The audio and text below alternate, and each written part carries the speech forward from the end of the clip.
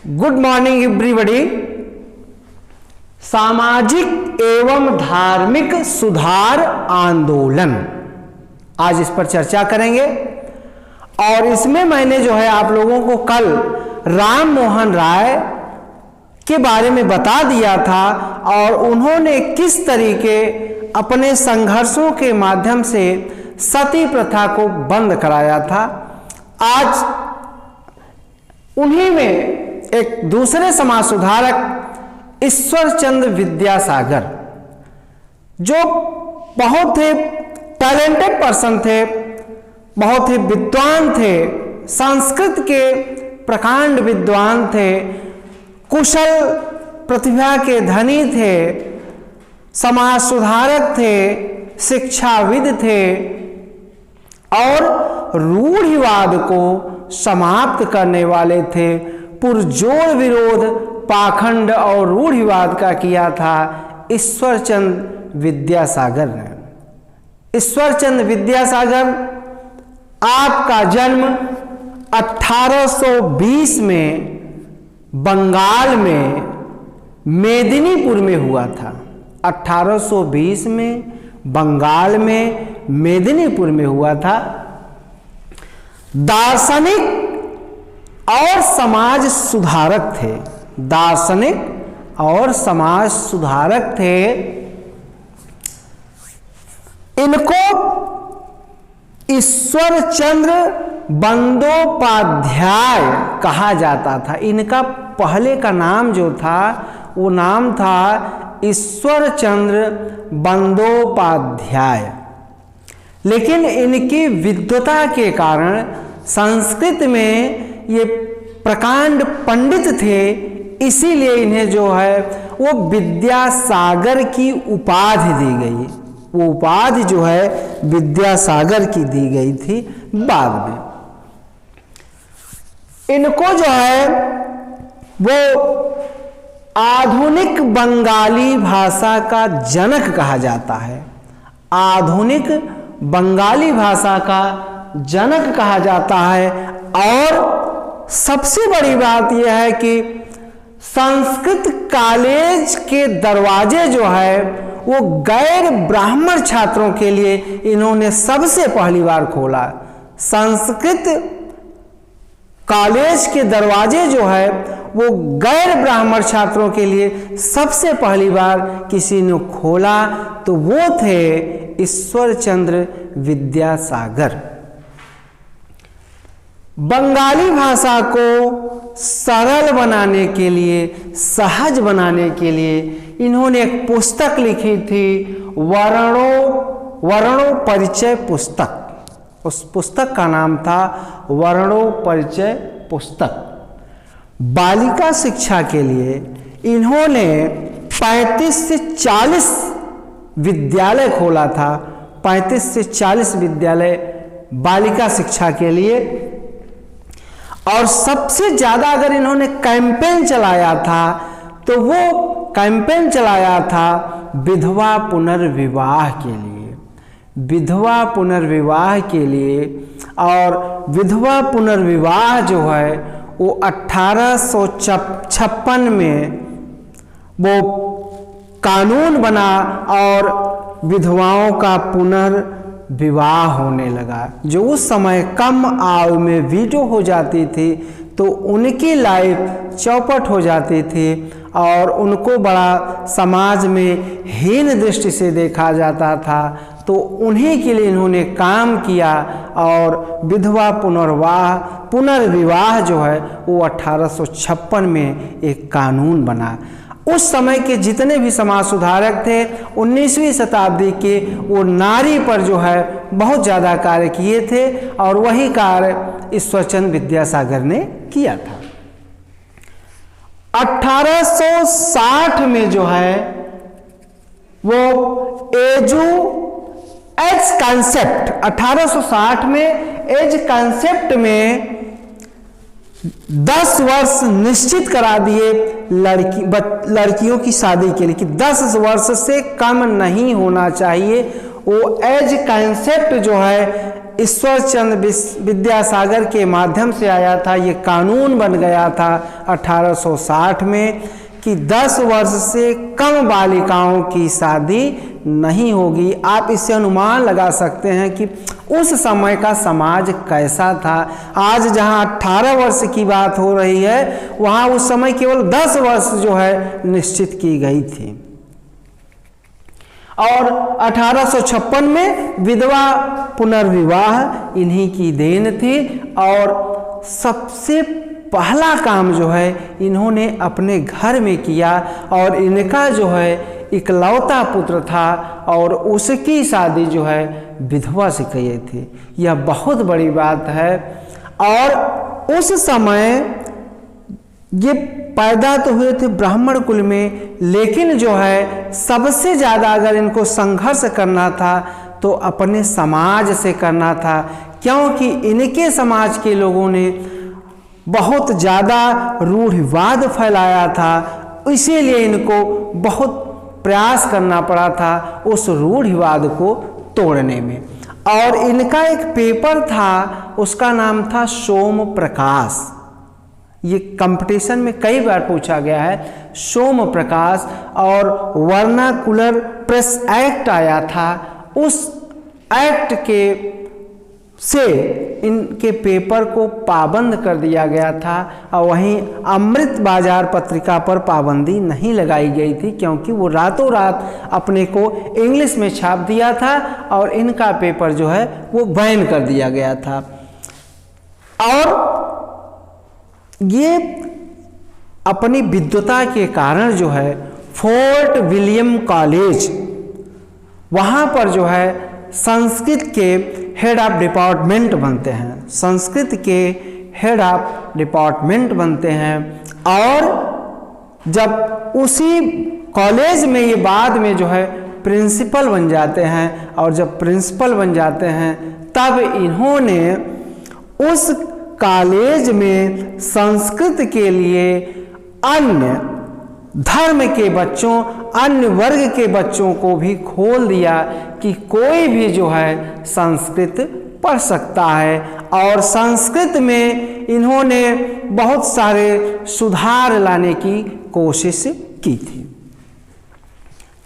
इनको जो है भारतीय पुनर्जागरण का स्तंभ कहा जाता है।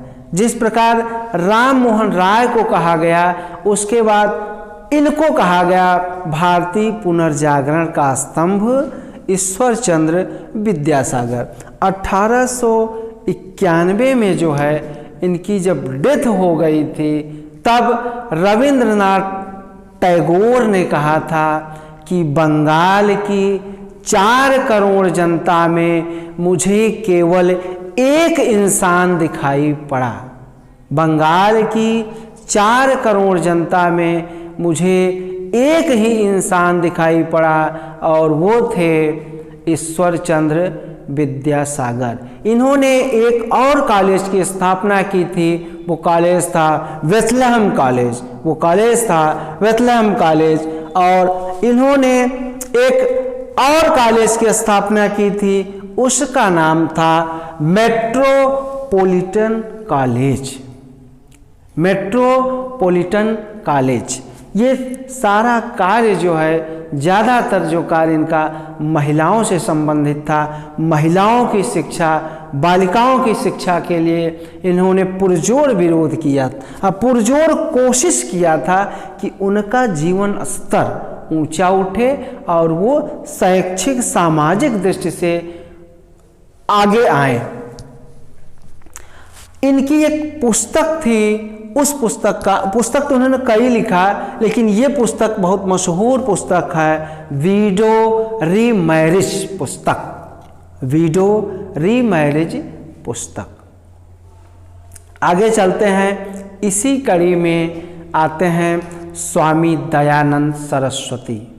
स्वामी दयानंद सरस्वती भी एक प्रख्यात समाज सुधारक थे, और उन्होंने जो है मूर्ति पूजा, पाखंडवाद का पुरजोर विरोध किया था, बहुत तगड़ा विरोध किया था। वो थे स्वामी दयानंद सरस्वती। इनके बचपन का नाम था मूल शंकर। इनके बचपन का नाम था मूल शंकर और जन्म हुआ था गुजरात के काठियावाड़ क्षेत्र में। गुजरात के काठियावाड़ क्षेत्र में इनका जो है जन्म हुआ था। और आरंभिक इनके जो गुरु थे, जो प्रथम गुरु थे, उनका नाम था पूर्णानंद। उनका नाम था पूर्णानंद। जब इनका वैसे तो नाम था मूल शंकर, लेकिन जो है वो रात्रि में जब इनके साथ जो घटना घटती है तो वहाँ से जब वहाँ घर से निकल जाते हैं तब पूर्णानंद जो है इनका नाम बदल देते हैं और इनका नाम जो है हो जाता है स्वामी दयानंद सरस्वती। स्वामी दयानंद सरस्वती। और जो जिस ज्ञान की खोज में आगे निकलते हैं तो फिर इनको एक और गुरु मिलते हैं, उनका नाम था विरजानंद। और विरजानंद के माध्यम से इन्होंने जो अपने ज्ञान को वो प्राप्त किया था, उनके गुरु थे विरजानंद। इनको जो है भारत का मार्टिन लूथर कहा जाता है। जिस तरीके मार्टिन लूथर अमेरिका का था और उसने जो है समाज सुधार किया था, उसी तरीके इन्होंने भी भारत में समाज सुधार किया था। इसीलिए इन्होंने भारत का मार्टिन लूथर कहा जाता है। वेरी इंपॉर्टेंट क्वेश्चन है, आप लोग इसको ध्यान देंगे। और पाखंड खंडिनी पताका, पाखंड खंडिनी पताका इन्होंने लहराई थी, वो 1863 में आगरा में, 1863 में आगरा में। आर्य समाज की स्थापना इन्होंने किया था। जो इनका मूल उद्देश्य जो था, जो मेन एक पर्पज था, वो था आर्य समाज। और इसकी स्थापना इन्होंने किया था 1875 में, वो किए थे मुंबई में। इसको थोड़ा सा जो 75 है इसको आप 7 इधर कर दीजिए, 5 पहले कर दिए तो 57 हो जाएगा। इससे याद करने का आपको बढ़िया एक ट्रिक मिल जाएगी। 1857 में प्रथम क्रांति हुई थी और इधर आप कर देंगे तो 1875 में जो है वो आर्य समाज की स्थापना इन्होंने किया था। और इसका जो मुख्यालय था मुंबई में था। बाद में इसका मुख्यालय जो है लाहौर में बना और फिर लाहौर के बाद इसका स्थान मुख्यालय बना दिल्ली और दिल्ली के बाद इसका मुख्यालय बना था अजमेर। तो इस तरीके माना जाए तो उत्तर भारत में इसका जो है आर्य समाज बहुतायत में विस्तृत मात्रा में फैला था। इनको जो है वो उत्तर भारत का समाज सुधारक भी कहा जाता है। और इनका जो एम था, जो उद्देश्य था, वो हिंदू धर्म को पुनर्स्थापित करना है। इनका जो उद्देश्य था हिंदू धर्म को पुनर्स्थापित करना, इसीलिए इन्होंने कहा वेदों की ओर लौटो, वेदों की ओर लौटो। और जब इनका ये धर्म, ये जो आंदोलन जब चल रहा था तो उस समय ईसाई मिशनरियां भी भारत में काम कर रही थी और वो बहुत सारे हिंदूज और मुस्लिम जो थे वो क्रिश्चियन धर्म, ईसाई धर्म अपना लिए थे। और जब वो ईसाई धर्म अपना लिए थे तो इन्होंने एक और आंदोलन चलाया था, शुद्धि आंदोलन। उस आंदोलन का ये मानना था कि जो लोग किसी लालचवश, भूलवश वो दूसरा धर्म स्वीकार कर लिए हैं, वो पुनः जो है अपने धर्म में लौट आए और अपने धर्म को वो सहज सरल बनाने की कोशिश किए थे। इन्होंने जब इतना बड़ा आंदोलन चलाया था और आर्य समाज की भारत में सबसे बड़ी जो देन हुई वो उस समय जो है शिक्षा के संबंध में देन हुई। सबसे ज़्यादा अगर विकास हुआ समाज से तो वो हुआ था शिक्षा के क्षेत्र में, लोग उसमें बहुत जागृत हुए थे। इसीलिए इंडिया अनरेस्ट एक पुस्तक है वैलेंटाइन सिरोल की, जिसमें उस व्यक्ति ने लिखा भारत में अशांति के लिए आर्य समाज और बीजी तिलक उत्तरदायी हैं। भारत में अशांति के लिए आर्य समाज और बीजी तिलक उत्तरदायी हैं। सबसे पहले अगर किसी समाज सुधारक ने स्वदेशी की बात की तो वो बात किए थे स्वामी दयानंद सरस्वती ने। और दयानंद ने कहा था भारत भारतीयों के लिए है। इन्होंने कहा था भारत भारतीयों के लिए है। और इस स्वदेशी की बात जो है वो राजनीति के क्षेत्र में हुई। स्वदेशी आंदोलन अगर चलाया गया तो वो चलाया गया था एनी बेसेंट और बीजी तिलक ने, ये स्वदेशी आंदोलन चलाए थे। लेकिन स्वदेशी शब्द की बात सबसे पहले अगर किसी समाज सुधारक ने बात की थी तो वो दयानंद सरस्वती किए थे।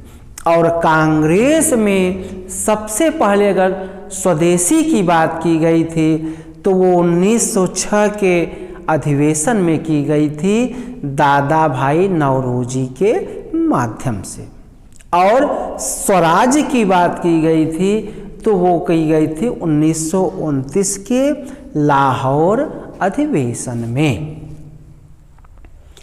और सबसे पहले जो है व्यापक स्तर पर गोरक्षा आंदोलन चलाया गया था तो वो चलाया गया था स्वामी दयानंद सरस्वती के द्वारा। जब इनका निधन हो जाता है तब जो है इस आंदोलन को आगे चलाते हैं वो थे लाला लाजपत राय और हंसराज। इन लोगों ने सबसे पहले डीएवी की स्थापना की, दयानंद एग्लो वैदिक कॉलेज, और इसकी स्थापना की गई थी लाहौर में। इसको आप लोग नोट कर लेंगे। डीएवी की स्थापना सबसे पहले अगर की गई 1902 में की गई थी और वो की गई थी लाहौर में। और ये किए थे लाला लाजपत राय और हंसराज के द्वारा। इसका जब दो भाग हुआ था तो एक भाग सुधार की बात कर रहा था, इसीलिए इसका नाम दयानंद एग्लो वैदिक, और दूसरा जो गुट था, जो दल था, जो मानता था भारत में जो प्राचीन पद्धति वैदिक समाज, उसी रीति पर भारतीय वैदिक समाज पर ही हम चलेंगे, तो उस मत को मानने वाले थे। वो थे स्वामी श्रद्धानंद और मुंशी राम। थोड़ा सा आप लोग ध्यान देंगे, मैं वो जो 1902 उसमें बताया हूँ, ये 1902 यहाँ पर आएगा।